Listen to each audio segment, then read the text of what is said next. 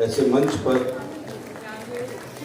राहुल जी, श्रीमती अलका शर्मा जी अभी हमारे बीच में अपनी बात कह के गई हैं, डॉक्टर आशा लाकड़ा जी, श्री कपिल खन्ना जी, विश्व हिंदू परिषद दिल्ली के प्रांत अध्यक्ष,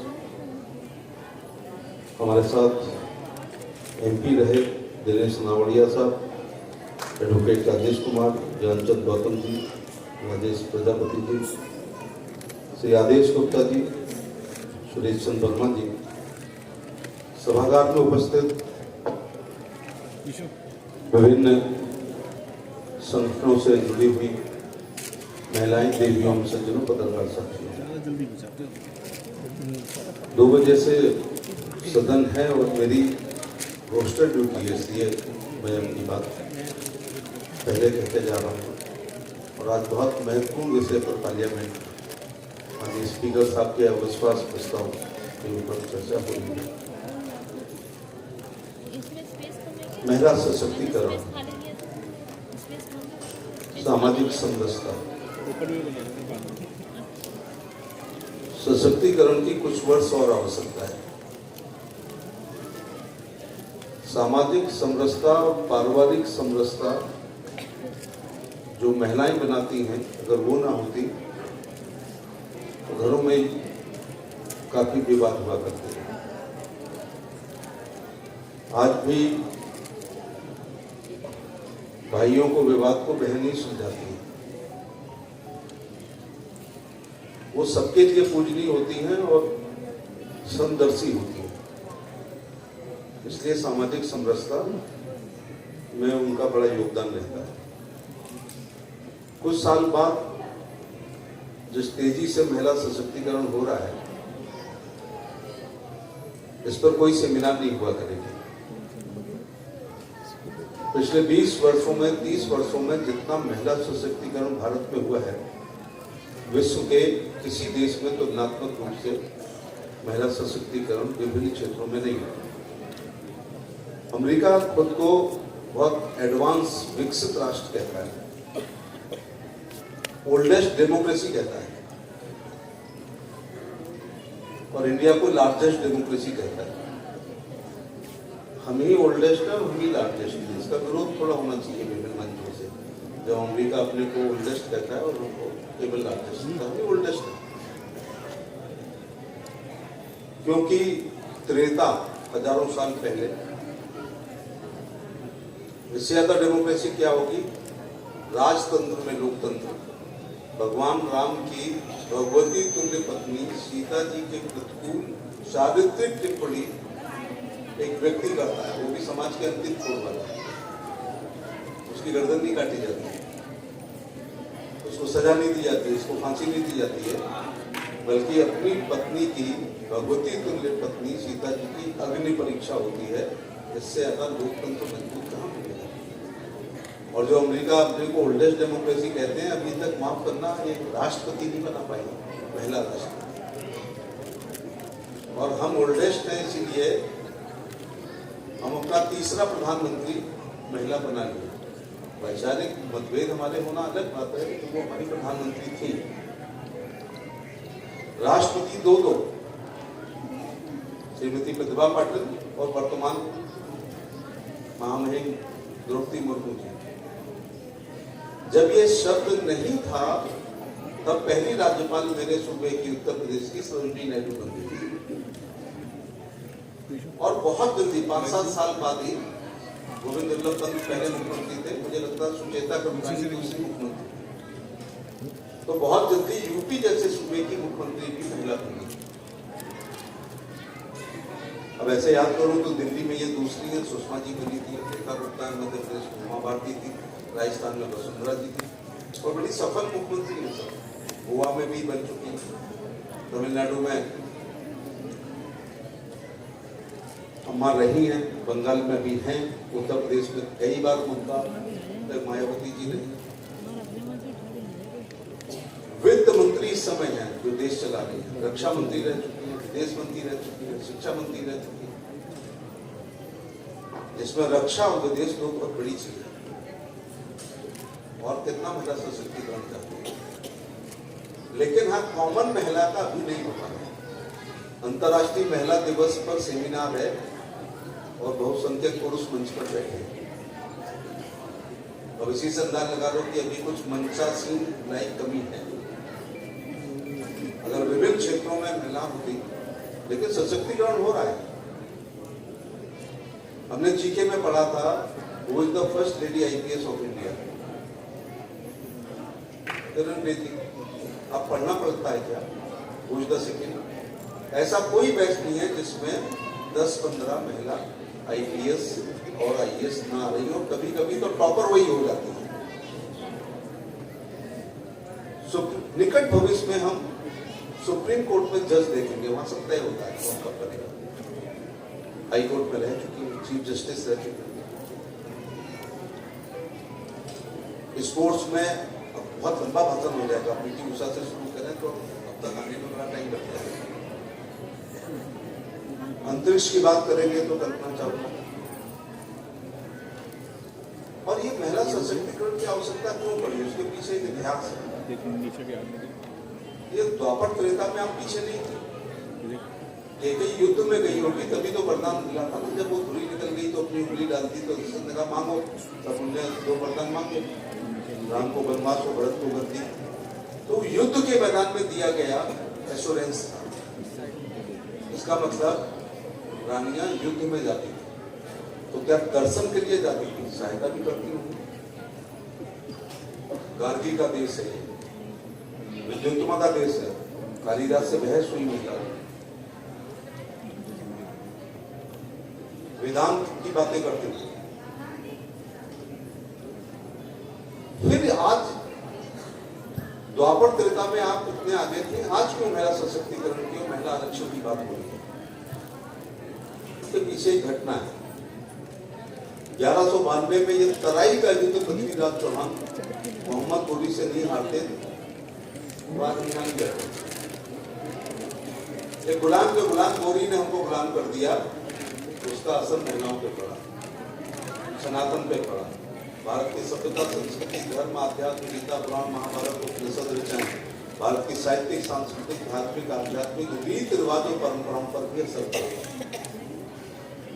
सबसे ज्यादा पीड़ित कौन होता है? जो सबसे ज्यादा कमजोर होता है। गोरी के बाद कुतुबुद्दीन ऐबक, उसके बाद इल्तुतमिश, उसके बाद अपनी लड़की को तो बैठा दिया दिल्ली में, रजिया सुल्तान, लेकिन हमसे पर्दा प्रथा करेंगे, जौहर करना पड़ा, सती प्रथा हुई, बाल विवाह हुए। भाई जल्दी शादी करो, अपने बिगाड़ डालो, ससुराल वाले देखेंगे, इन मुगलों से रक्षा करना। पर्दा इसलिए रखो कहीं खूबसूरती पर निगाह पड़ जाए, उठाना ले जाए। और सती इसलिए हुई कि पति के बाद रक्षा नहीं हो पाएगी। और जौहर इसलिए किया 12,000-14,000 रानियों ने अलाउद्दीन खिलजी से बदमाश और कौन राजा रहा है चारित्रिक रूप से। जब फौज मारी गई तो ये हुआ कि फिर अब हमारा शरीर सुरक्षित नहीं रहेगा, उंगली जल जाती है तो कई दिन कष्ट होता है। और जौहर हुआ, ये सब किनकी वजह से हुआ? ये विदेशी आक्रांताओं की वजह से हुआ। तो सबसे ज्यादा गुलामी में सबसे ज्यादा पीड़ित अगर कोई हुआ है तो महिलाएं पीड़ित हुई। इसलिए 800-700 साल जब दबाया गया है तो विकास बहुत तेजी के साथ होना चाहिए, और हो भी रहा है। तो कुछ उदाहरण ये अभी मैंने दिए, लेकिन मैंने वो अपने समय देखा है कि राजा हरिश्चंद्र फिल्म बनी, धार्मिक फिल्म की हीरोइन के लिए, तारामती के लिए उसका डायरेक्टर दादा साहब फाल्के देश भर की लड़कियों के पास गए, जिसमें हीरोइन का काम करने, तो उन्होंने कहा नहीं हम फिल्मों में काम नहीं करते। और तब की फिल्में आज जैसी नहीं थी, तब एक लड़के को लड़की का रोल करना था। उसके 50 साल बाद मैं दिल्ली में आया एनसीसी की परेड में भाग लेने। अगले साल मैंने अपने कस्बे में परेड निकाली तो भारत माता की जरूरत पड़ी। मैं अपनी माँ की ऑफ वाइट बहुत बढ़िया साड़ी लिए घूमता रहा। मेरे कॉलेज की कोई लड़की भारत माता बनने के लिए तैयार नहीं। और मैं एक अच्छे जिले की बात कर रहा हूँ, मध्य प्रदेश में गुरुनाथ अशोकनगर जिले, कोई ऐसी बात नहीं है, एक बहुत पिछड़ा इलाका हो। उसी साल मैंने सेल्यूकस का रोल किया, तो रुखसाना का रोल करने के लिए मैं साइंस कॉलेज का स्टूडेंट हूँ, जिसमें लड़कियां साइंस पढ़ती थी, लेकिन कोई लड़की वो रुखसाना के रोल करने के लिए तैयार नहीं हुआ, तब भी फिर एक लड़के को उस लड़की का रोल देना पड़ा। अब आज की स्थिति देखो तो गेम 3 प्रकार के होते हैं, सिंगल, डबल, मिक्स डबल। तो सिंगल सारा में खेलता था, डबल में कोई लड़का हमारा पार्टनर होता था। मिक्स डबल के लिए इसमें बैडमिंटन में सर्विस करनी पड़ेगी, टेबल टेनिस और लॉन टेनिस, इन्हीं में मिक्स डबल।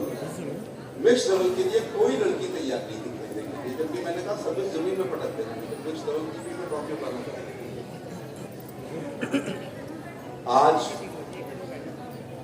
मुंबई जाने वाली प्रत्येक फ्लाइट और रेल में बाकी सब जाते होंगे, लेकिन कुछ लड़कियां जरूर जाती हैं जो फिल्मों के लिए कोशिश करती हैं, टेलीविजन के लिए या फैशन के लिए वो काम करती हैं, गार्जियन लेके जा रहे हैं और मेरा सशक्तिकरण कैसे बड़ा उदाहरण क्या। लेकिन जो मास्टर स्ट्रोक है वो बहन की पूरी योजनाएं बता गई है, गेहूं चावल से लेकर के विधवा विकलांग वृद्धावस्था पेंशन से लेकर विधवा के सिलेंडर से सब में और भी नया सर्वाइकल कैंसर लगेगा लड़कियों को। लेकिन सबसे बड़ा सत्ता वो चाबी है जिससे दुनिया का ताला खुलता है, और उसी सत्ता में अगले पार्लियामेंट चुनाव में 33% तो अनिवार्य आएंगी, और ये सुषमा स्वराज जिंदा होती तो हो सकता है रिजर्व सीट पे ना लड़की कहलाए, तो ये संख्या 40 के आसपास जाएगी। तो सत्ता आपके हाथ में, अगली लोकसभा में और आने वाली विधानसभाओं में आपके हाथ में है। 100 सुनार की और 1 लोहार की, ये तमाम काम एक तरफ हैं, और नरेंद्र मोदी द्वारा नारी शक्ति वंदन अधिनियम द्वारा आपको लोकसभा और विधानसभाओं में प्रवेश कराना सबसे बड़ा कारण है। तो सत्ता वो चाबी है जिससे दुनिया का ताला खुलता है, लेकिन याद रखना है आप माए हैं, शिक्षा वो चाबी है जिससे जंग लगे हुए ताले, और शिक्षा शेरनी का वो दूध है जो पीता है वो दहाड़ता है। और इसलिए ये 800 साल में अगर कोई शिक्षा से वंचित रहा तो महिलाएं नहीं। मेरी माँ वहां तक पढ़ाई गई जहां तक गांव में स्कूल था, मेरी दादी को पढ़ाई नहीं किया, मेरी नानी को नहीं पढ़ाया गया, और हमने भी अपनी बहन को वहां तक पढ़ाया है। इसलिए आर्ट साइड दिलाई कि साइंस नहीं है वहां आसपास कहीं, इसलिए आर्ट साइड पढ़ो तो, क्योंकि विद्यालय नजदीक है और साइंस कॉलेज जिले में बहुत दूर है। बताइए, जबकि उस समय नैतिकता थी, बहुत ज्यादा वो दिक्कत नहीं थी। लेकिन और एक विवादित बात हो सकती है, लेकिन कहूंगा जरूर, चैरिटी बिगिंस फ्रॉम होम। महिलाओं के लिए आप महिलाएं पहले आगे आओ। मैं गांव का रहने वाला हूँ, दिल्ली में भाषण देना बड़ा ठीक नहीं होता है, 5 स्टार में खासतौर से लोग कहते हैं व्हाट इज स्टूपिड स्पीच। तो मैंने मैडम से पूछा कि गांव जब गए आप कभी नहीं, दिल्ली, मुंबई, कलकत्ता, मद्रास, तो दुनिया और यूरोप और अमेरिका देखा है, गांव देखे कि हमने, तो भारत को वही जानता है जो गांव में पैदा हुआ है। तो लड़की को गिलास, लड़का को जब गिलास दूध का दिया जाता है गांव में तो बड़ा वाला गिलास, और लड़की को छोटा वाला गिलास। कुछ लोग कहेंगे हाँ हो रहा है अभी भी है, और लड़के के में मलाई आ रही है तो आने दो, लड़की में आ रही है तो मलाई को रोक देती है। तो ये दूध बांटने का काम पुरुष नहीं करते हैं, दूध बांटने का काम घर में महिलाएं करती हैं। दूसरी, जब बहू विदा होके आती है तो उसके जेवरों को हम लोग नहीं देखते हैं, उसके जेवर को फिजिकल बैलेंस अपने हाथ से बनाते हुए व्यंग करती हैं आप लोग, और साड़ी के ताना बाना को हम लोग नहीं देखते हैं कि क्या दहेज लेके आई है। उसको भी जेठानी, नंद और सास, ये 3 पहले दिन उसको हीन भावना से ग्रसित कर देते हैं। तो जरा अपने आप में भी सुधार करिएगा। मैं घर में बैठा हुआ था, उसी समय 2 बच्चे 3 किलोमीटर गांव से स्कूल से चल के आए। बहन थी 5 साल की और भाई था 8 साल का। बराबर गर्मी, बराबर दूरी, बराबर पैदल चल के आए। जैसे घर में आए तो माँ ने कहा, 5 साल के बच्चे से कहा 8 साल वाली बहन के लिए जा पानी लेके आ। तो मेरे कान तरस रहे हैं ये सुनने के लिए कि जा बहन के भाई के लिए पानी ला, भाई के लिए पानी लाए। कहा उन्होंने, कहना ये चाहिए था कि बहन के लिए, नहीं मैं उल्टा कह रहा हूँ, बच्चा 5 साल का है, उसको कहा गया तू पानी ला, उसको पानी पिला बहन। तो ये बात ठीक नहीं है। यहाँ बेटी 8 साल की है तो कहना चाहिए, जबकि आजकल मैंने कहा आप ऐसा क्यों कर रही हो? नहीं, इसको ससुराल जाना है इसलिए ट्रेन कर रहे हैं। तो मैंने कहा जब इसकी शादी तुम्हारे लड़के की होगी तो तलाक का रेशियो जो होगा उसमें ये भी होगा ये घर में काम नहीं करता है, ये चाय में सहयोग नहीं करता है, ये बर्तन में सहयोग नहीं करता है। तो जरा अपने बच्चे को भी ये ट्रेनिंग देना शुरू कर दो, यह शादी को अच्छे तरीके से चलाते हैं, उसको भी घर के काम जरूरी है। तो मुझे लग रहा है कि बड़ी बात, ज्यादा लंबी बात हो रही है, लेकिन इस सदन को तय करना चाहिए कि कन्या भ्रूण हत्या 21वीं शताब्दी में नहीं होनी चाहिए। अस्पतालों में लिखा होता है यहाँ अल्ट्रासाउंड नहीं होते, तो मुझे शक लगने लगता है ये लिखने की जरूरत क्या है, अल्ट्रासाउंड तो होने नहीं चाहिए। यहाँ कन्या भ्रूण हत्या नहीं होती है, ये लिखते हैं तो मुझे शक लगने लगता है। यहाँ भी मैं आपका एक सपोर्ट चाहूंगा कि मैंने आज तक किसी महिला के हाथ पांव बांध करके जबरदस्ती कार में डाल के कन्या भ्रूण हत्या कराते हुए ले जाते हुए पुरुषों को नहीं देखा। यहाँ भी आपकी सहमति होती है। मेरी जब पहली बेटी पैदा हुई तो मैंने एक घड़ी नर्स को दी कि मुझे जो भी बच्चा हो उसका टाइम एग्जैक्ट बताना, क्योंकि मेरा टाइम मुझे नहीं पता है। तो वो मुंह लटकाते हुए आई और घड़ी को बाहर लेते हुए आई कि लड़की पैदा हुई। तो मैंने कहा तुझे शादी करनी है क्या? ये घड़ी मैंने समय के लिए दी है, साथ में उपहार भी दे दूंगा, चाहे लड़का हो या लड़की हो। तो उसको पहली बार लड़की पैदा होने पर किसी ने घड़ी दी थी, इसकी उसने उम्मीद नहीं की थी। अगर लड़का पैदा हुआ होता तो वो जरूर कहती मेरा लड़का पैदा हुआ, अपने घड़ी नहीं दे रही। और ये मानसिकता केवल गांव की नहीं है। जिस महिला प्रधानमंत्री, मैं इंदिरा गांधी की बात कर रहा हूँ, मैं उनका एक उदाहरण देना चाहूंगा। 1971 के युद्ध में, ये शायद कहीं लिखा नहीं है, 1971 के युद्ध में जब हम पाकिस्तान से लड़ रहे थे और आत्मसमर्पण, जनरल न्याजी की आत्मसमर्पण की बात हो रही थी, हमारे जनरल अरोड़ा गए थे, तो इंदिरा गांधी ने कहा मानिक साहब से कि यदि सरेंडर कर दें वो, तो टेलीग्राम करना, वायरलेस करना, लड़का हुआ लड़का हुआ लड़का हुआ, और यदि सरेंडर ना करें, ऑपरेशन विफल हो जाए, तो टेलीग्राम वायरलेस करना, लड़की हुई लड़की हुई लड़की हुई। यहाँ मैं मतभेद उनसे रखता हूँ।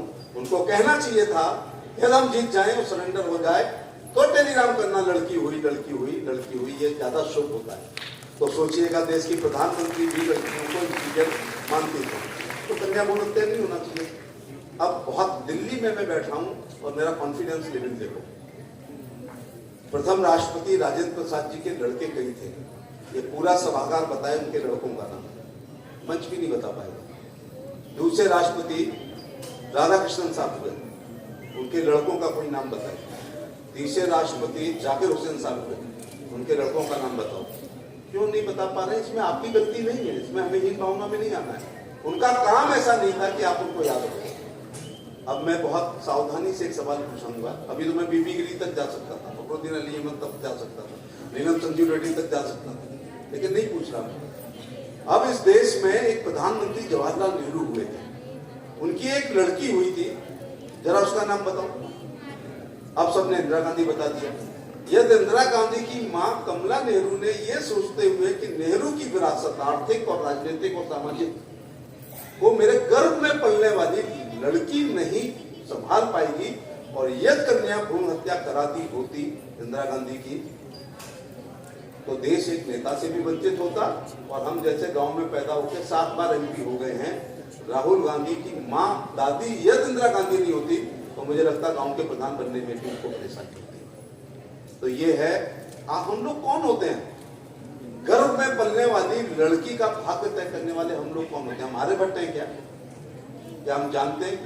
गर्भ के भविष्य को हम जानते हैं। इसलिए अभी 9 दुर्गा शुरू होने वाली होंगी 10-15 दिन बाद। 9 दिन व्रत रखा जाएगा कुछ घरों में, पानी पे रखा जाएगा, लौंग पे रखा जाएगा, और अप्रैल के महीने में कन्या भ्रूण हत्या की जाएगी। तो देवी माता से ज्यादा उम्मीद मत करना। जिसके घर में लड़कियों की कन्या भ्रूण हत्या होती है, दूसरे भगवान खुश हो सकते हैं, लेकिन ये 9 देवी कभी आपसे खुश होने वाली नहीं है, क्योंकि आप उनके अंश को मारने का काम कर रहे हैं। और ये हो रहा है, और ये हो नहीं हो रहा है तो अनुपात क्यों खराब हो रहा है? अगर ये नहीं हो रहा है तो अनुपात क्यों खराब हो रहा है? हमारे आदिवासी भाई देवी मानते हुए पैदा करते हैं, और जो राज्य प्रॉस्परस है, उनका नाम लेना ठीक नहीं है, जो राज्य प्रॉस्परस है, अगर ऐसा नहीं था तो मोदी जी को क्यों कहना पड़ा बेटी बचाओ बेटी पढ़ाओ? तभी कहना पड़ा जब औसत कम हुआ। तो मैं कहता हूं बेटी बचाओ बेटी पढ़ाओ, बुढ़ापा बचाओ। यदि किसी की लड़की नहीं है तो मैं रिकमेंड करूंगा कोशिश कर लो लड़की पैदा कर लो। अगर लड़की है तो मैं एफिडेविट पे लिख के दे रहा हूं तुम्हारा बुढ़ापा सही रहेगा, चाहे 1 महीने बेड पे पड़े रहोगे लेकिन बेड शो नहीं होगा। उसके पीछे क्या कारण है? फिर ऐसी में हमारा अनुभव में हमने कोई नारी तत्व बढ़ते थे, ये सब मैं अपनी बातन दे रहा हूँ। मैं अपनी लोकसभा के अनुभव आपसे बांटता हूँ। उसी अनुभव में एक दिन एक घर पे बैठा था तो एक फोन आता है, ससुर बीमार है जल्दी आओ।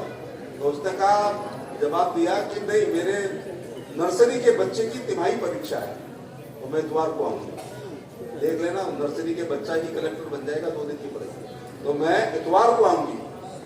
अब एक लड़की को फोन आता है कि पिता बीमार है, तो वो पति से कहती भाई कार लाओ। उसने कहा कार तो वर्कशॉप पे, अरे टैक्सी लाओ, अरे इतवार को चलेंगे ना, तुम इतवार को आना मैं अभी जा रही हूँ। दोनों में विवाद होता है। अगर डाइवोर्स की बात होती है तो लड़की कहती ला कोरे कागज दे, कोरे कागज पे दस्तखत कर दूं डिवोर्स के। तो at the cost of divorce लड़की पिता से मिलने जाती है और बहू तिमाही की परीक्षा की वजह से ससुर से मिलने नहीं जाती है। इसलिए चश्मा ऐसा रखना जिसमें बहन और नंद एक सी दिखाई पड़े, भाई और देवर एक सा दिखाई पड़े, सास और माँ एक सी दिखाई पड़े, ससुर और पिता। और इसमें अगर आ गया तो फिर तिहाड़ में मुलाकात होगी। रोज आते हैं हम लोग का दहेज उत्पीड़न, दहेज हत्या, डोमेस्टिक वायलेंस। जब तुम्हारे चश्मे की निगाह में फर्क हो जाती है तो शादियां टूटने का एक बड़ा कारण बन जाती हैं। तो मैंने कुछ व्यवहारिक बातें आपसे करी और लड़कियों से और कहना चाहूंगा, शादी मजबूत कब रहती है? या तो मेरी बहन जैसी मायका हो, इसलिए नहीं कि मैं मिनिस्टर हूं, हम 6 में से 3 दरोगा थे, तो मजबूत है ना मायका। और अब मंत्री है, एक अलग बात है। या अपने पैरों पर खड़ी हो, और अपने पैरों पर खड़ा होने के लिए शिक्षा। जो पैरों में नहीं खड़ी होती है तो कहते हैं जाएगी कहां। लेकिन महिला सशक्तिकरण गजब का हुआ। जब मैं 28 साल पहले एमपी हुआ था तो जो विवाद होते थे उसमें लड़की कहती थी एमपी साहब पति है, परमेश्वर है, 7 फेरे हैं, 7 जन्म है, इसके घर होंगे। तो लड़का कहता था अलग रहेंगे, मैं नहीं रख पाऊंगा। एक आदमी ने कहा कि एमपी हो गए तो साथ फांसी लगवा दो, मैं नहीं रखूंगा। 28 साल बाद अब जब विवाद आते हैं तो लड़का कहता है अलग रह लूंगा, अलग मकान बना लूंगा, माँ बाप को छोड़ दूंगा। लड़की कहती है जी अंकल अब तो मैं भाई साहब से अंकल हो गया हूँ, मैं नहीं रहना चाहती इसके साथ, मेरा डिवोर्स कराओ। तो ये मुझे लगता है कहीं ना कहीं सशक्तिकरण ज्यादा हो रहा है। और फैमिली कोर्ट जितने खुल रहे हैं वो क्या कहें, उसको सशक्तिकरण कहें या विचारक व्यक्ति की स्वतंत्रता कहें। जब मैं पुलिस में था तो फैमिली कोर्ट नहीं थी। जो जज 323, 24, 25 देखता था वही डोमेस्टिक वायलेंस देखता था। पर इतने केस डोमेस्टिक वायलेंस 125 सीआरपीसी के आगे उसने कहा ये देखूं या ये देखूं, तो अलग से फैमिली कोर्ट हो गए हैं। अब आगरा में 4 फैमिली कोर्ट हैं और चारों में 18,000 मुकदमे हैं। 29-28 से पहले शादी नहीं होती है, तो ये 28 साल की उम्र से और 45 के बाद कोर्ट पे नहीं जाते हैं, एक छत के नीचे रहते हैं समाज के लिए। तो 28 साल से 45 साल की उम्र के जोड़े आजकल अदालत में 8,000 मुकदमे 16,000 मुकदमे आगरा में चल रहे हैं। और यहाँ भी जब परिवार फैमिली कोर्ट के बाहर जाता हूँ तो महिला सम्मेलन टाइप का वहाँ लगता है कि जब बहुत बड़ी संख्या होती है। तो मैंने कुछ व्यवहारिक बातें आपसे की हैं। पहली तो शिक्षा पे ध्यान देना, और दूसरा अपने पैरों पर खड़े होइएगा, और तीसरा गार्जियन से कहना चाहूँगा, मेरी माँ के बाल ऐसे थे कि 4 महिलाएं खिलाती थी इतने, अगर वो फैशन शो में चली जाती तो उठा के लाती ना ट्रॉफी। जाने नहीं दिया गया होगा, पढ़ने नहीं दिया गया होगा, नौकरी का अवसर नहीं दिया गया होगा, फिल्मों में नहीं भेजा होगा। अरे हमें नहीं भेजा तो बहन को कहां से भेज देते।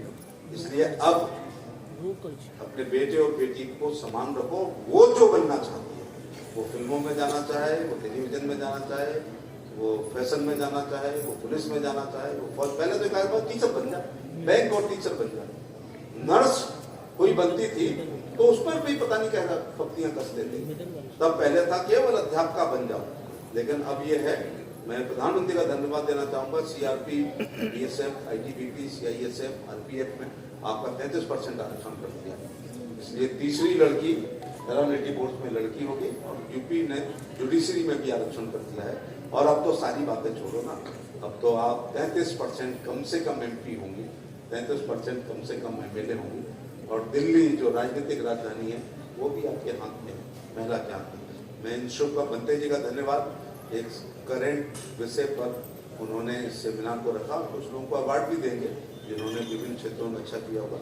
मैं माफ़ी चाहूँगा, ये पर्ची वैसे पर्ची संचालक देता है, यहाँ पर्ची मेरा स्टाफ दे रहा है, 2 बज रहे हैं, अब आपको चलना चाहिए। धन्यवाद।